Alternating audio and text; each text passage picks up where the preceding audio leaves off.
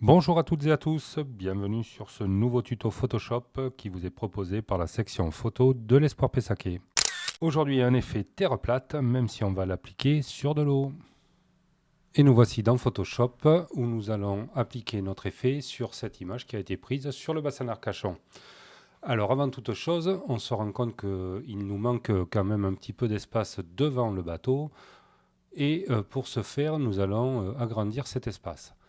Pour cela, rien de plus simple, vous allez sur l'outil recadrage, vous cliquez. Ici, vous vous assurez que vous avez développement génératif. En effet, on va utiliser l'intelligence artificielle. Vous allez voir que ça va être beaucoup plus facile. Donc, développement génératif est activé. Ensuite, je prends les poignées de notre cadre et on va tout simplement les tirer. Allez, on va dire jusque là. Donc là, vous choisissez, hein, suivant ce que vous avez besoin. Un petit peu en bas aussi. Voilà. Et vous appuyez sur Entrée. La machine va travailler et on se retrouve quand elle a fini. Voilà qui est fait. L'outil vous propose d'ailleurs 3 versions et vous pouvez même les régénérer si cela ne vous convient pas. Il vous suffit de cliquer dessus pour voir les différentes propositions. Bon, celle-ci nous convient, on la valide. Notre image est prête à subir son effet, mais avant tout, il faut l'aplatir puisque nous allons travailler comme si notre image était d'origine. Donc sur le petit menu, vous faites aplatir l'image, sinon vous pouviez faire un clic à droite. À partir de cette image, nous allons dupliquer le calque avec un CTRL-J et nous allons maintenant travailler sur le calque du dessus. En premier lieu, nous allons appliquer une transformation symétrie horizontale.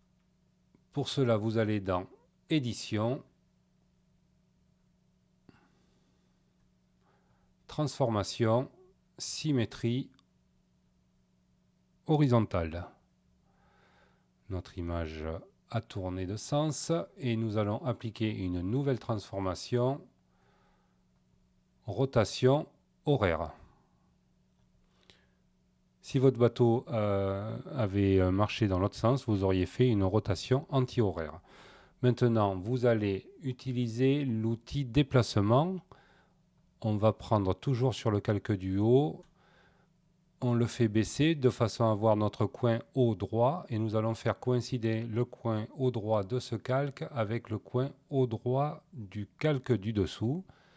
Et vous voyez les deux lignes changent de couleur, c'est que nous y sommes. On relâche.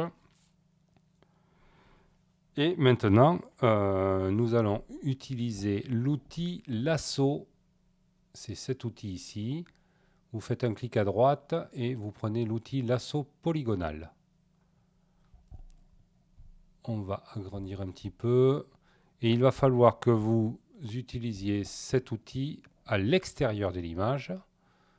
Vous commencez en bas à droite.